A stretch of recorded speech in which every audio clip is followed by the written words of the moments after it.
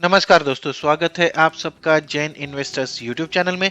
आज हम एक ऐसी कंपनी का स्टॉक देखने वाले हैं दोस्तों, जो बिजली और ट्रांसफार्मर के वितरण में एक विश्व स्तरीय निर्माता है और भारत के बिजली और ट्रांसफार्मर वितरण के प्रमुख प्रोड्यूसर्स में से एक है दोस्तों। ये कंपनी है शिल्चर टेक्नोलॉजीज। इस कंपनी के शेयर्स में पिछले एक साल में 378% की बढ़ोतरी देखने को मिली है दोस्तों। लगभग 4 गुना से भी ज्यादा कर दिया है अपने शेयर होल्डर्स के पैसों को, और पिछले सिर्फ और सिर्फ 6 महीनों में इसमें 150% की बढ़ोतरी हो चुकी है। चलिए जानते हैं इस कंपनी के बारे में, इसके शेयर के बारे में। तो आज हम देखने वाले हैं शिल्चर टेक्नोलॉजीज के बारे में, इसके बिजनेस ओवरव्यू की बात करने वाले हैं, प्रोडक्ट पोर्टफोलियो की बात करेंगे, फाइनेंशियल ओवरव्यू पर नजर डालेंगे, क्वार्टरली और ईयरली रिजल्ट्स पर नजर डालेंगे, की फैक्टर्स, फ्यूचर प्लान्स की बात करने वाले हैं, यहाँ पर पॉजिटिव और नेगेटिव पॉइंट्स की बात करने वाले हैं, और उसके साथ साथ हम बात करने वाले हैं टारगेट प्राइस की। तो कहीं भी जाइएगा मत दोस्तों, अंत तक जरूर वीडियो को देखिएगा, क्योंकि बहुत सारी इंपॉर्टेंट इंफॉर्मेशन इस वीडियो में आपको मिलने वाली है। तो चलिए आगे बढ़ते हैं, आगे बढ़ के देखेंगे कंपनी के बिजनेस का overview.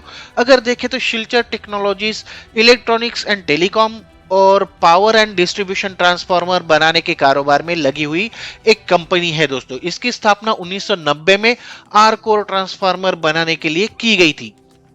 Shilchar technologies limited Bharat के बिजली ट्रांसफार्मर के प्रमुख प्रोड्यूसर्स में से एक है। साथ ही इलेक्ट्रॉनिक्स और टेलीकॉम, और उसके साथ साथ इलेक्ट्रॉनिक्स और टेलीकॉम के भी भारत के प्रमुख निर्माताओं में से ये कंपनी एक है दोस्तों।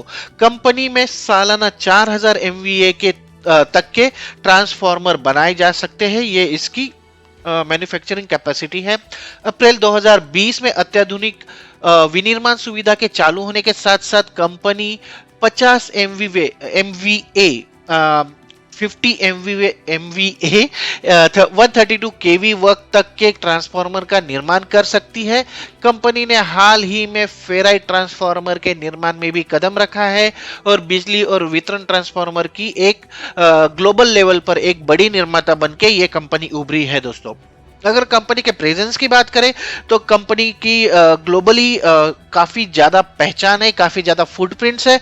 USA, Romania, Iraq, Philippines, Nigeria, Kenya, Slovenia, Saudi Arabia, Yemen, Botswana, Namibia, Iceland, उसके साथ साथ Kuwait, Indonesia, Egypt, Canada, Chile, Oman, Malaysia, Uganda, Togo जैसी कंट्रीज में ये कंपनी एक्सपोर्ट करती है।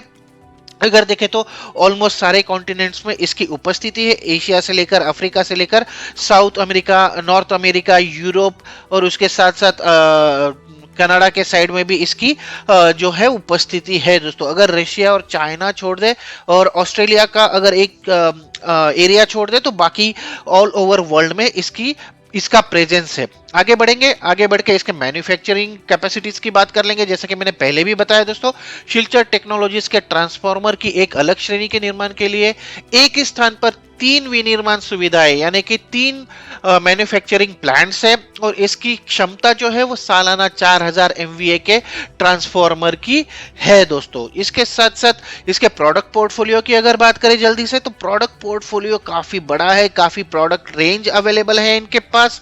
कंपनी आर कोर ट्रांसफार्मर जिसकी 20,000 PCPM, EI transformer 75,000 PCPM, ferrite core transformer 5 lakh PCPM, metering city 1,50,000 PCPM, toroid transformer 10,000 PCPM, toroid core 20,000 kilogram per month, bobbins 75,000 sets per month का उत्पादन कर सकती है। तो ये सारे इसके प्रोडक्ट्स है। इसके साथ साथ ये विंड मिल और बाकी चीजों में भी ये कंपनी ऑलरेडी अपनी उपस्थिति दर्ज करा चुकी है दोस्तों।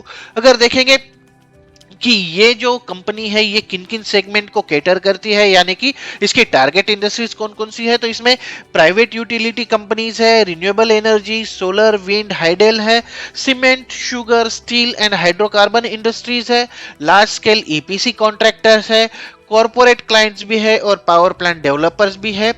कंपनी निजी उपयोगिता कंपनियों जैसे कि अक्षय ऊर्जा, सौर और पवन और हाइडल, सीमेंट, चीनी, स्टील और हाइड्रोकार्बन उद्योग, बिजली संयंत्र डेवलपर्स आदि जो है उन उनकी आवश्यकताओं को ये कंपनी पूर्ण करती है दोस्तों। अगर इसके कस्टमर सेगमेंट की बात करें तो कंपनी अपने परिचालन यानी ऑपरेशंस रिवेन्यू में शीर्ष 5 ग्राहकों का इनका जो योगदान है वो लगभग 60 से 65% का रहा है दोस्तों। आइए आगे बढ़ते हैं। आगे बढ़ के कंपनी के फाइनेंशियल पर नजर डालेंगे दोस्तों। फाइनेंशियल आंकड़े काफी इंपॉर्टेंट होते हैं, जो पास परफॉर्मेंस तो दिखाती है, लेकिन आगे जाके कैसा रहेगा उसकी भी झलक हमें दिखा सकते हैं। अगर देखें तो मार्केट, इसका सबसे पहले ओवरव्यू पर नजर डालेंगे। कंपनी का मार्केट कैपिटलाइजेशन जो है वो 630 करोड़ रुपए का है। 1653 इसकी करंट क्लोजिंग प्राइस है। 1672 रुपए की हाईएस्ट लेवल तक जा चुका है 52 वीक में, और 346 की लोएस्ट लेवल तक गया था ये शेयर। अगर देखें तो स्टॉक पी जो है 18.4 का है, और इंडस्ट्री पी जो है वो 32.8 का है। तो 346 की लेवल से 1672 के लेवल तक जाने के बाद भी इसका पी जो है वो सिर्फ 18.4 का है। इंडस्ट्री पी के मुकाबले काफी कम यहां पर नजर आ रहा है दोस्तों। बुक वैल्यू की बात करें तो 244 रुपए की बुक वैल्यू है। डिविडेंड यील्ड जो है 0.24% की है। फेस वैल्यू जो है वो 10 रुपए की है। और आरओसी के आंकड़े, आरओसी 23.6%, आरओई 19.2% का है यहाँ पर। तो काफी अच्छे आंकड़े यहाँ पर नजर आ रहे हैं। एपीएस है 90 रुपए का, और पिछले एक साल का प्रॉफिट ग्रोथ का आंकड़ा 411% का है दोस्तों। सेल्स ग्रोथ में भी 70% से ज्यादा की बढ़ोतरी यहाँ पर देखी गई है, और ओवरऑल एक कंसिस्टेंट परफॉर्मेंस दिखाया है सेल्स में और प्रॉफिट में पिछले 5 सालों में इस कंपनी ने। डेट देखे तो 4 करोड़ रुपए से थोड़ा सा ज्यादा डेट है। 630 करोड़ रुपए की कंपनी और 101 करोड़ रुपए की जिसके करंट एसेट है, उसको 4 करोड़ रुपए बहुत ज्यादा डेट नहीं माना जाएगा दोस्तों। डेट टू इक्विटी जो है वो 0.05 की है। डेटर डेज 140 दिन है। रिटर्न ओवर 1 ईयर है 353% का। अब देखते हैं पियोट्रोस की स्कोर जो है वो 5 का बन रहा है, जी फैक्टर 5 का बन रहा है, और ग्राहम नंबर 703 का यहाँ पर दिखा रही है दोस्तों। आगे बढ़ेंगे। आगे बढ़ के इसके क्वार्टरली रिजल्ट्स पर नजर डालेंगे। अगर देखें तो दिसंबर पिछले साल की सेम तिमाही यानी कि दिसंबर तिमाही में 46 करोड़ रुपए का सेल्स रहा था। उसमें से 6 करोड़ रुपए ऑपरेटिंग प्रॉफिट, और उसमें से 5 करोड़ रुपए जो था वो कंपनी का नेट प्रॉफिट था। इसके बाद अगर सितंबर पिछली तिमाही की बात करें इसी साल की, तो 60 करोड़ रुपए कंपनी का टोटल सेल्स, जिसमें से 10 करोड़ रुपए ऑपरेटिंग प्रॉफिट, और फिर रहा 9 करोड़ रुपए इनका नेट प्रॉफिट।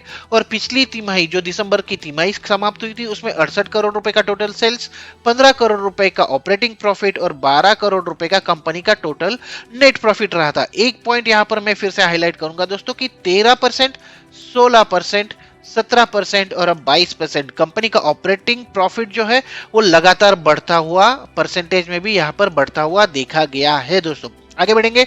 आगे बढ़ के इसके ईयरली रिजल्ट्स पर नजर डालेंगे। अगर देखें तो मार्च 2020 में कंपनी का टोटल सेल्स रहा था, ऑब्वियसली कोरोना से प्रभावित था, तो 71 करोड़ रुपए का सेल्स रहा था। ऑपरेटिंग प्रॉफिट सिर्फ 3 करोड़ रुपए का रहा था, और यहां पर कंपनी का नेट प्रॉफिट सिर्फ 2 करोड़ रुपए का रहा था। मार्च 2021 के आंकड़े 118 करोड़ रुपए का सेल्स, 10 करोड़ रुपए का ऑपरेटिंग प्रॉफिट, और नेट प्रॉफिट हुआ 6 करोड़ रुपए।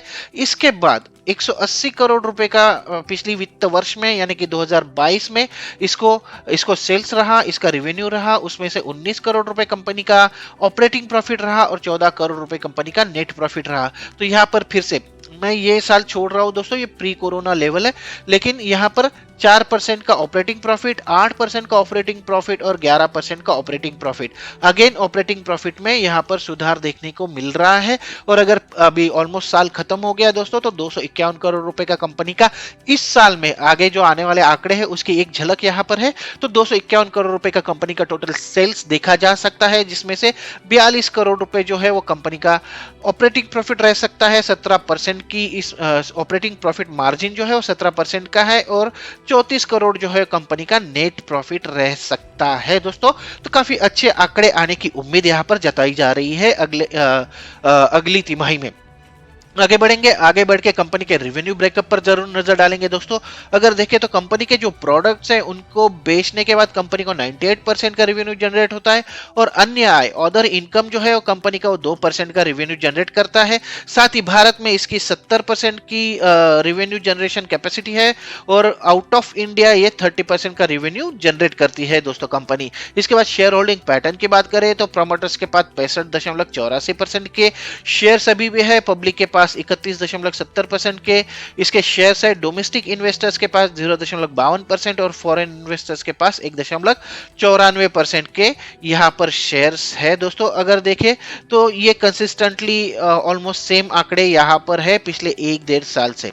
आइए आगे बढ़ेंगे, आगे बढ़ के हम देखेंगे कि कंपनी के की फैक्टर्स, यानी कि जो फैक्टर्स डायरेक्टली कंपनी के शेयर्स पर, कंपनी के परफॉर्मेंस पर अफेक्ट करते हैं, इम्पैक्ट करते हैं, उन पर हम नजर डालने वाले हैं। इसमें सबसे पहले हम देखेंगे दोस्तों कंपनी के पॉजिटिव और निगेटिव पॉइंट्स। लेकिन दोस्तों आगे बढ़ने से पहले अगर आपको मेरे वीडियोस पसंद आ रहे हैं तो इन्हें लाइक जरूर कीजिए, और अगर आप मेरे चैनल पर नए हैं, मेरे चैनल से जुड़ना चाहते हैं ऐसे ही नई नई जानकारी पाने के लिए, तो मेरे चैनल को सब्सक्राइब जरूर कर लीजिए, क्योंकि ऐसे ही नई नई जानकारी मैं आपके साथ शेयर करने वाला हूँ आने वाले समय में अलग अलग कंपनीज की, जहां जो आपको कहीं पर नहीं मिलेगी।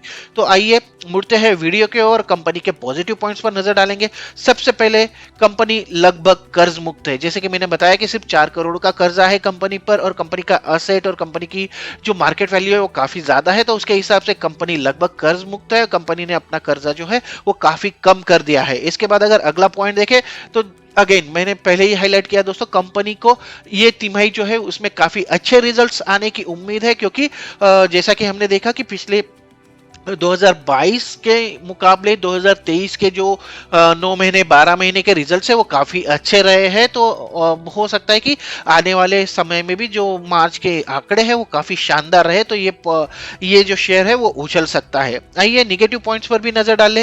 निगेटिव पॉइंट्स की बात करें तो स्टॉक जो है वो अपने बुक वैल्यू के 6.76 गुना पर ट्रेड कर रहा है दोस्तों, तो थोड़ा सा महंगा हो सकता है, लग सकता है आपको ये स्टॉक। लेकिन पी रेशियो का अगर देखें तो अभी भी इंडस्ट्री पी काफी ज्यादा है, लगभग 2 गुना है इस स्टॉक से, तो वो भी आपको थोड़ा सा ध्यान में रखना पड़ेगा। और इसके साथ साथ अगर अगला नेगेटिव पॉइंट देखें तो पिछले 3 वर्षों में इक्विटी पर रिटर्न जो दिया है कंपनी ने, आरओई रिटर्न ऑन इक्विटी जो है वो 10.6% का रहा है, जो कि इंडस्ट्री स्टैंडर्ड से थोड़ा सा कम है दोस्तों।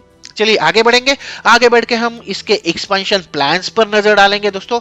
अगर देखें तो कंपनी पादरा जंबूसर राजमार्ग पर स्थित एक नई उत्पादन सुविधा के लिए करीब 35 करोड़ रुपए का कैपेक्स यानी कि निवेश किया है। कंपनी ने नए कारखाने में निर्माण कार्य ऑलरेडी शुरू कर दिया है, और अगले 2 से 3 वर्षों में 100% की क्षमता की उपयोग हासिल करने में यह कंपनी सक्षम हो सकती है दोस्तों। तो उसमें इसके जो ईयरली कैपेसिटी है उसमें इसमें इजाफा होने की उम्मीद है। आगे बढ़ेंगे, आगे बढ़ के अगर देखें तो दुनिया जो है वो कंपनी जो है वो दुनिया के विभिन्न 20 अलग अलग देशों में निर्यात करती है। शिलचर लगातार ट्रांसफार्मर की निर्यात की तलाश में है, अपनी पहुंच बढ़ाने की तलाश में है। शिलचर एक अंतर्राष्ट्रीय स्तर पर मांग वाली कंपनी है दोस्तों, जो 2011 से निर्यात से 40% के आसपास का राजस्व यानी कि रेवेन्यू उत्पन्न कर रही है, और लगातार इसमें बढ़ोतरी देखी जा रही है। कंपनी के पास एक्सपोर्ट की देखरेख करने वाली एक समर्पित मार्केटिंग टीम है, और अब ये दुनिया के 20 अलग अलग देशों को सेवाएं प्रदान करती है दोस्तों। अगर आगे बढ़ के अगर देखें तो कंपनी के पास R&D फैसिलिटी भी उपलब्ध है।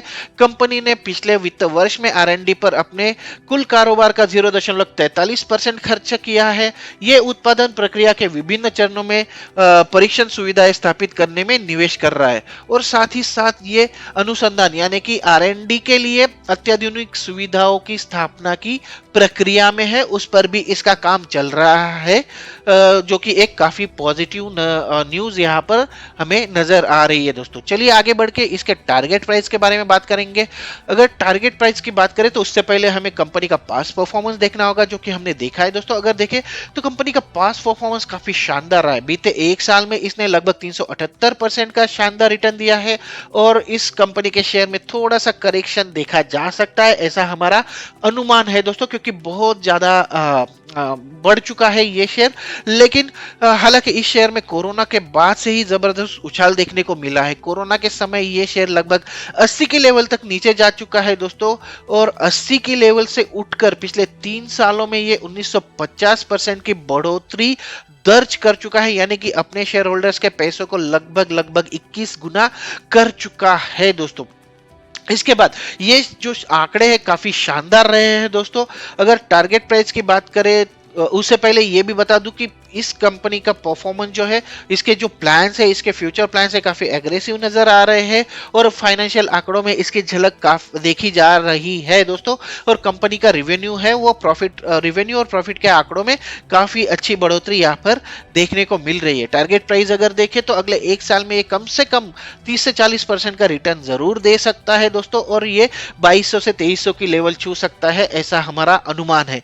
ये साल इस शेयर के लिए काफी अच्छा रहा है और इस साल के बीते सिर्फ 3 महीनों में इस शेयर में 72% का रिटर्न दे दिया है दोस्तों। और अपने शेयर होल्डर्स को पिछले एक महीने में इन्होंने 16% और सिर्फ एक हफ्ते में 13% का रिटर्न यहां पर दे दिया है इस शेयर ने। लेकिन हमेशा की तरह मेरी यही सलाह रहेगी कि अगर आपने इस शेयर में इन्वेस्ट करने का मन बनाया है तो मैं यही सजेस्ट करूंगा कि थोड़ा थोड़ा करके इसको अकोमोडेट करें, साथ ही स्टॉप लॉस जरूर लगाए ताकि किसी भी निगेटिव सिचुएशन की ज्यादा इंपैक्ट ना हो और आप अपने इस ट्रेड में या फिर इस डिसीजन में मुनाफा कमा सके।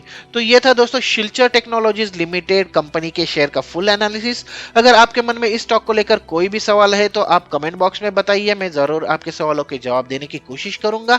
आशा करता हूं कि मेरा ये वीडियो आपके काम आएगा, आपको पसंद आएगा और आपके काम आएगा आगे की स्ट्रेटेजी डिसाइड करने के लिए। तो आज की वीडियो में बस इतना ही दोस्तों, मिलते हैं अगले वीडियो में एक नए शेयर के साथ, एक नई जानकारी के साथ। तब तक के लिए नमस्कार दोस्तों।